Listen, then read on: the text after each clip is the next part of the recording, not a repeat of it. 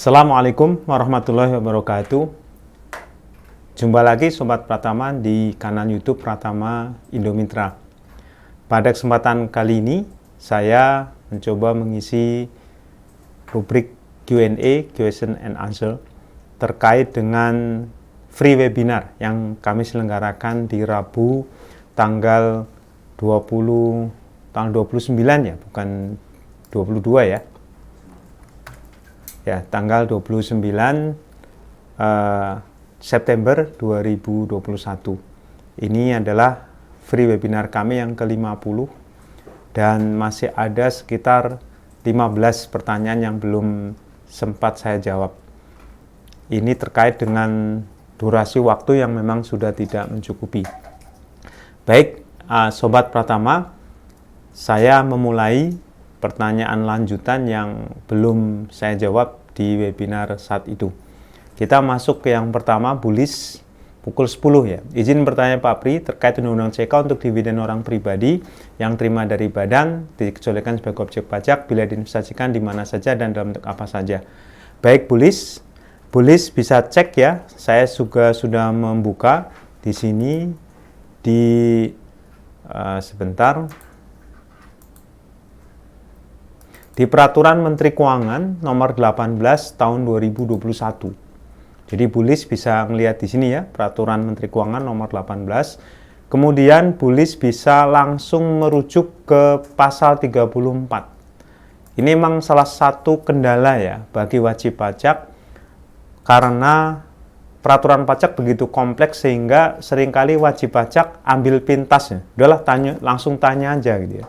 Sehingga nanti tinggal ini. Nah, beda kalau posisinya adalah konsultan ya, atau petugas pajak, dia akan mencoba mencari tahu. Nah, ini ya. Jadi Ibu Bapak, terutama bullish di sini Bu, bisa langsung rujuk aja ke pasal 34 PMK 18/2021. Apa saja banyak banget soalnya. Nah, kalau Ibu Bapak bullish nggak mau investasi, kasih ke saya juga boleh bullish ya. Itu. Ini tim saya juga mau dibagi gitu ya. Baik. Itu cerita pertama bullish ya. Bu Novayanti, izin mohon untuk bertanya Pak Pri. Apakah untuk pengambilan dividen perusahaan harus berdasarkan RUPS atau secara internal perusahaan juga bisa dilakukan, dan apakah untuk pengambilan dividen tersebut memiliki waktu-waktu tertentu dan harus melibatkan notaris untuk pengambilan dividen tersebut, serta apa konsekuensi yang terjadi apabila dividen tersebut diambil tidak berdasarkan RUPS melainkan internal perusahaan.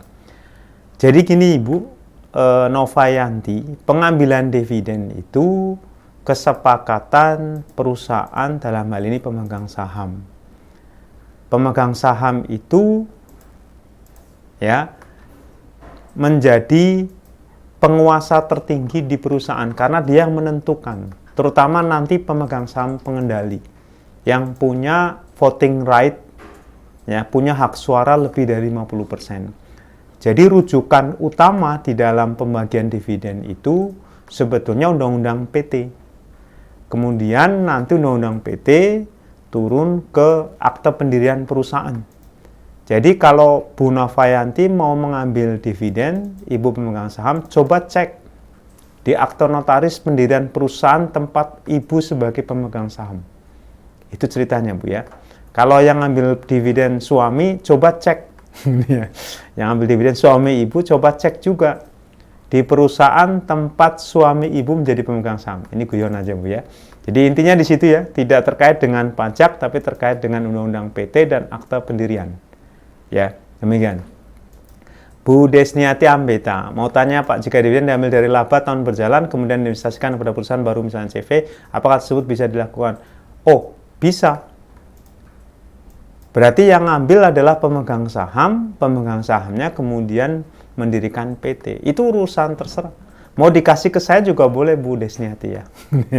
Jadi ini yaitu dividen dari laba tahun berjalan, silakan. Itu tergantung dari akte pendirian perusahaan ya, dan kesepakatan para pemegang saham di situ gimana ya. Bisa juga nanti ini namanya dividen interim. Ibu juga bisa cek ya, rujukan dari akte pendirian perusahaan itu adalah undang-undang PT. Demikian. Bu Ulfa, Bapak atau Ibu nih, Ulfa Rashid. Kalau Ulfanya perempuan, kalau Rashidnya laki. Mungkin Rasyidnya suami kali ya, Bu Ulfa ya. Ya, soalnya kalau Bu Rasyid bapaknya mungkin. Izin bertanya Pak Pri, jika sebuah perusahaan dengan status PPh badannya lebih bayar dikarenakan adanya kredit pajak PPh 2 yang lebih besar dari pajak atas profit, namun dengan histori tidak ada pengeluaran gaji pada perusahaan, apakah risiko pajak yang akan dihadapi? Risikonya ya, kembali lagi, saya nggak tahu karena risikonya bisa jadi nggak ada di sini. Ya, kalau nggak ada gaji, pertanyaan yang muncul selama ini perusahaan dikelola oleh siapa? Emang mereka yang mengelola perusahaan itu ikhlas tidak mendapatkan penghasilan? Itu sih pertanyaan saya ya. Yang perusahaan lebih bayar, nah selama ini operasional dari mana?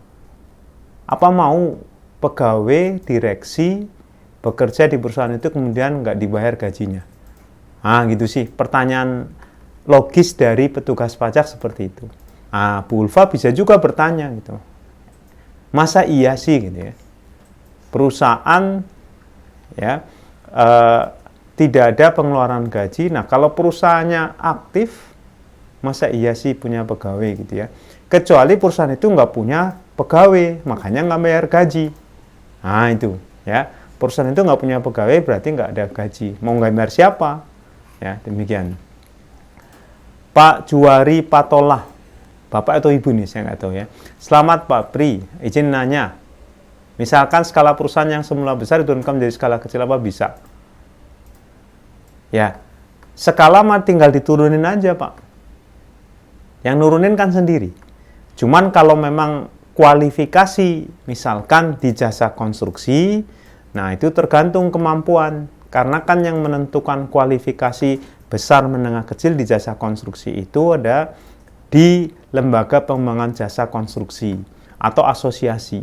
Jadi asosiasi atau lembaga pengembangan jasa konstruksi ini nanti memberikan kualifikasi kepada anggotanya setiap 3 tahun. Nah, di situ akan bisa diubah itu skalanya, mau turun atau kecil tergantung dari kriteria untuk pemberian kualifikasi.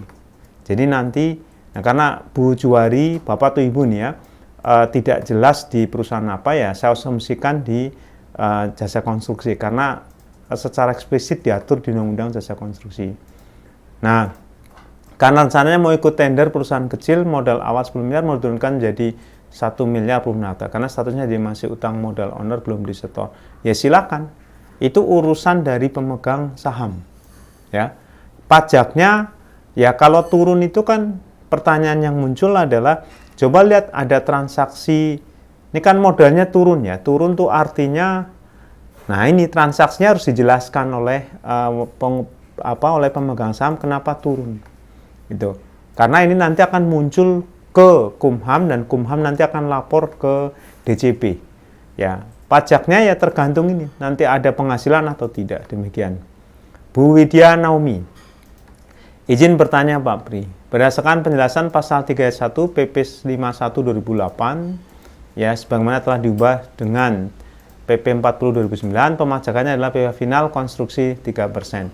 Sertifikat jasa konstruksi dikeluarkan LPJK, namun berdasarkan surat Kementerian PUPR ke lembaga OSS, perihal subklasifikasi terkait ketenaga listrikan, sertifikat usaha jasa konstruksi elektrikal dikeluarkan oleh Kementerian SDM.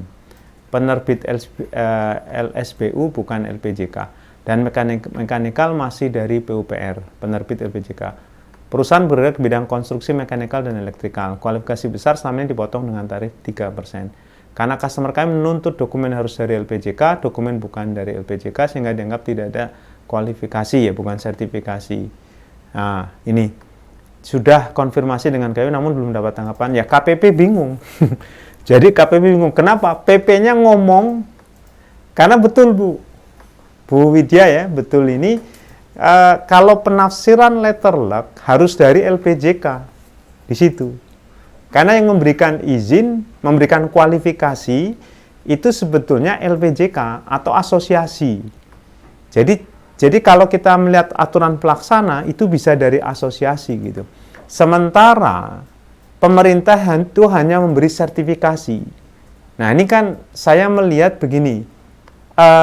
Ibu perlu cek gini ya. Sertifikat jasa konstruksi itu dari pemerintah, kemudian kualifikasinya kalau pakai undang-undang jasa konstruksi yang lama, di tahun 98 ya, itu pakai LPJK. Nah, ceritanya PP 51 2008 itu mengacu pada Undang-Undang Jasa Konstruksi yang lama sebelum diganti oleh Undang-Undang Nomor 2 2017. Nah, berarti ya saya melihat memang ini kemungkinan besar ada dispute karena tadi aturan letterleknya, hukum formalnya itu harus LPJK. Jadi bukan sertifikasi jasa konstruksi ya, bukan SIUJK, surat izin usaha jasa konstruksi, tapi bentuknya adalah kualifikasi. Ya, sertifikasi kualifikasi dari LPJK. Nah, itu kenapa? Karena di dalam penjelasannya tersirat. Ini satu kondisi ketika hukum itu tertinggal.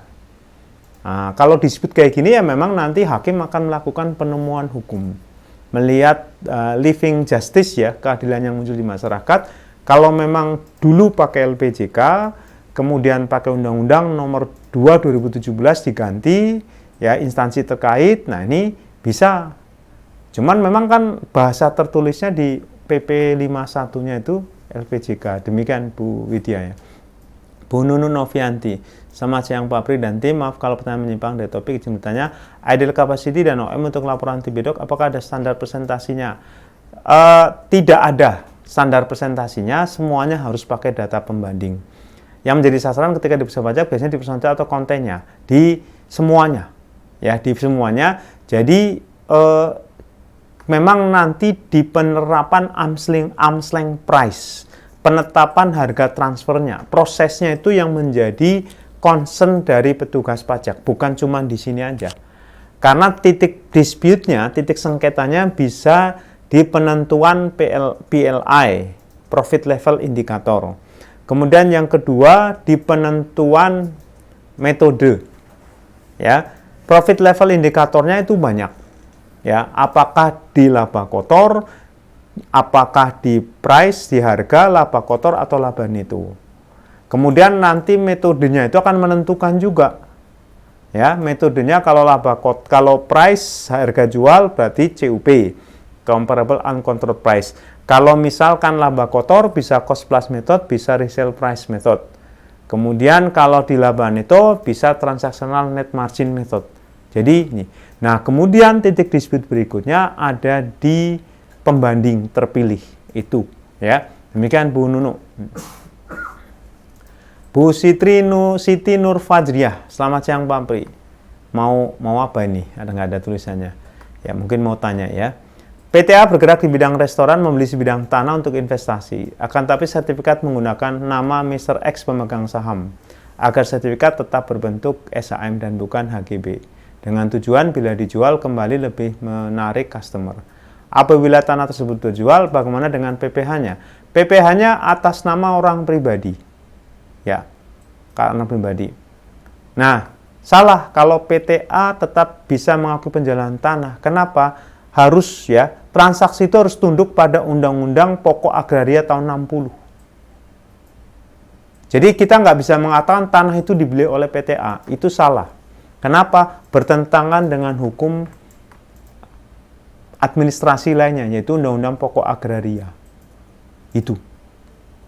Jadi nggak bisa jadi ngelihat faktanya, fakta itu harus ngelihat ke hukum legalnya juga.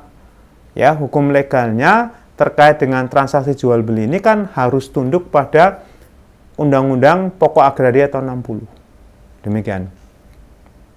Nah ini ya. Jadi ini masalah di awal karena bertentangan dengan hukum. Ya. Jadi kontrak dulu itu batal demi hukum kalau memang itu atas nama perusahaan ya. Kalau mau ya sebutnya sewa gitu. Pak Ahmad Jailani, selamat siang Pak Pri, bagaimana kedudukan jurisprudensi di mata hukum perpajakan? Apakah tingkatnya sama dengan undang-undang atau seperti apa? Dan bagaimana kecenderungan hakim selama ini yang Bapak amati terhadap putusan di pengadilan? Baik, jurisprudensi itu merupakan kaidah hukum di common law system. Di Indonesia tidak. Saya sudah jelaskan di dalam webinar. Pak Ahmad Jailani bisa cek lagi kedudukan jurisprudensi. Jadi gini, ketika nanti sengketa di pengadilan pajak, pasal 69 Undang-Undang Pengadilan Pajak, pasal 76 dan pasal 78 itu memberikan penjelasan eksplisit bahwa hakim tidak menggunakan pendekatan jurisprudensi. Hakim membaca alat bukti, membaca peraturan, kemudian hakim menganalisis ya peristiwa hukumnya, peraturan yang terkaitnya, barulah kemudian hakim memutuskan berdasarkan keyakinan hakim, dan keyakinan hakim ini mengacu pada alat bukti, pada pembuktian, dan pada peraturan perpajakan. Jadi tidak mengacu pada jurisprudensi. Demikian. Jadi Pak Ahmad Jailani, Bapak bisa cek ke pasal 69, pasal 76, dan pasal 78 Undang-Undang Pengadilan Pajak. Silahkan, Pak. Bu Vina, siang Pak Pri izin bertanya, bila orang tua memberikan jumlah uang pada anaknya untuk membangun rumah, apakah ini merupakan objek bagi yang penerima? Bisa objek, bisa enggak. Saya tidak menjelaskan lebih detail, karena ya ini, Bu Vina tidak menjelaskan secara detail. Bu Pina bisa merujuk pada pasal 4 ayat 3 huruf A angka 2. Ini beberapa kali saya sudah bahas ya. Bu Pina bisa cek juga webinar kami topik yang sama di jilid sebelumnya. Nah, ini kasus tentang hibah sudah saya bahas detail. Nah, kalau Bu Pina belum menjadi subscriber kami, silakan Ibu Pina. Ya, klik subscribe, kemudian coba cek di situ. Ya. Cek di free webinar sebelumnya, ya, jilid 3. Di situ saya bahas tentang, kalau nggak jilid 3, jilid 2, jilid 2. Saya bahas contoh tentang hibah secara detail. Dan acuannya tadi ya, pasal 4 ayat 3, huruf A, angka 2, Undang-Undang PPH. Demikian. Bu Widya Naomi bertanya kembali. Maaf bertanya lagi Pak. Ya, saya maafkan Bu. Kami kesulitan menentukan pemotongan PPh atas transaksi dengan vendor kami yang membuat ducting untuk gedung dan memberikan jasa instalasi ducting yang sudah dibuatnya.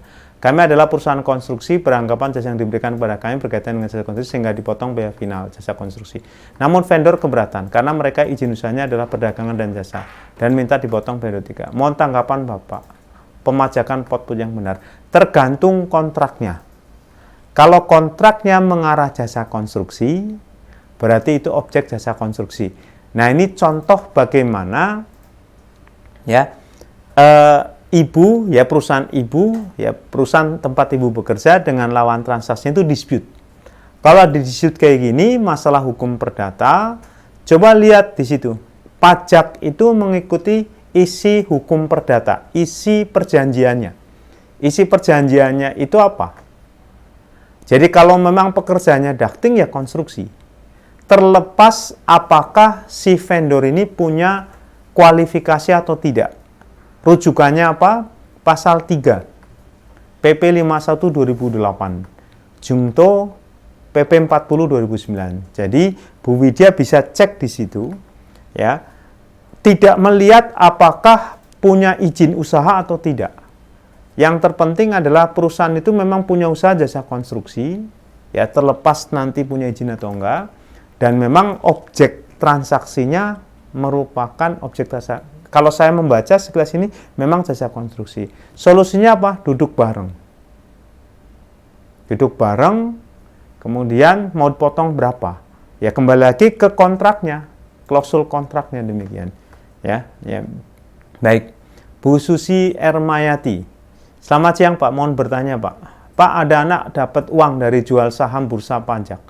Sudah dipotong. Pajak bursa, pajak sudah dipotong. Atas penjualan itu uangnya dihibahkan ke Bapak. Bapak store modal ke PTA, di mana anaknya ini sebagian komisaris PTA. PTA tidak ada kegiatan usaha karena holding, kemudian PTA store modal ke PTB, di mana anak juga komisaris. Atas hal ini AR menghimbau seharusnya Bapak kena pajak penghasilan karena ada hubungan dengan SM473. Ini SM473 sudah saya bahas. SM473 sudah nggak bisa dipakai lagi karena itu berkaitan dengan Undang-Undang PPH tahun 2000. Jadi, ya kalau saya melihat di sini, kita harus lihat dulu posisikan Bapak dengan anak. Ya, posisikan Bapak dengan anak itu ada hubungan usaha, hubungan pekerjaan, hubungan penguasaan, atau hubungan kepemilikan. Ini kan yang bertransaksi bapak dengan anak. Jadi kita abaikan dulu nih, PTA, PTB ininya, yang penting di situ hubungan bapak dengan anak. Nah, berarti di situ Bu Susi perlu mengecek pasal 4 ayat 3, huruf A angka 2. Saya sudah menjelaskan di jilid 2, Bu Susi silahkan cek di situ. Rujukan lainnya adalah pasal 8 PP 94 2010. Ya, pasal 8 PP 94 2010 Jungto PP 9 2021. Ya, PP 94 2010 Jungto PP 9 2021. Jadi di situ akan kelihatan ya. Kalau cerita kayak gini, ini pokoknya yang lihat bapak sama anaknya. Ya, bapak sama anaknya ini yang terpenting di situ. Ya. Oke, itu. Ya. Jadi bukan masalah PTA, PTB, pokoknya bapak sama anaknya dulu. Ya. Oke, kita lanjut ke pertanyaan ke-14. Izin bertanya Pak Pri, perusahaan sudah non efektif lalu dipindahkan ke kota lain. Apakah emang perusahaan dipindahkan ke kota lain? Mungkin alamatnya kali ya, bukan perusahaannya ya. Saya jadi bingung. Apakah ini sudah diberlakukan? Ya, kalau sudah dipindahkan, NE-nya sudah tidak berlaku lagi, ya NE-nya masih tetap. NE tidak berlaku lagi kalau memang perusahaannya memiliki aktivitas kembali. Demikian Bu Eliana. Pak Tony Sitorus dari YouTube ini ya. WP diperiksa KPP hasilnya SKP nihil. Uang muka pajaknya tidak diakui karena belum lapor SPT badan. Terus WP lapor SPT badan walaupun lewat dari waktu yang sudah ditentukan menurut Pak Pri, apa termasuk substance of a form? Substance of a form-nya apa ya Pak Tony? Kalau saya masih agak bingung karena ini cerita apa kemudian dikaitkan dengan apa gitu ya. Jadi kalau memang SKP nihil berarti memang belum lapor SPT. Kalau ternyata sudah lapor SPT ya nggak bisa karena sudah keluar SKP nihil di situ Pak. Jadi artinya fakta yang muncul itu adalah, soalnya saya melihat nih karena belum lapor SPT, artinya SKP nihil itu terbit karena WP belum lapor SPT. Berarti faktanya ketika pemeriksaan terjadi itu adalah bahwa perusahaan memang belum lapor SPT. Makanya kredit pajaknya nggak diakui. Jadi ini substance of form-nya tempatnya nggak pas ya. Tempatnya adalah ketika pemeriksaan di situ faktanya menunjukkan bahwa wajib pajak belum lapor SPT. Kenapa? Ya ini saya membaca sekilas dari cerita ini ya. Kalau salah mohon maaf aja karena kalimat yang Bapak tulis saya tangkap seperti itu. Demikian. Pak Daud Firdaus. Kalau perusahaan baru berdiri Agustus 2019, apakah otomatis harus menggunakan PP23 tarif final 0,5%? Tinggal milih. Pak Daud Firdaus dari YouTube, tinggal Bapak pilih ya. Bapak cek lagi pasal 3 PP 23 2018. Di situ ada pilihan Pak. Apakah mau tarif PPh final 0,5% atau mau pakai pembukuan atau memang mau pakai norma.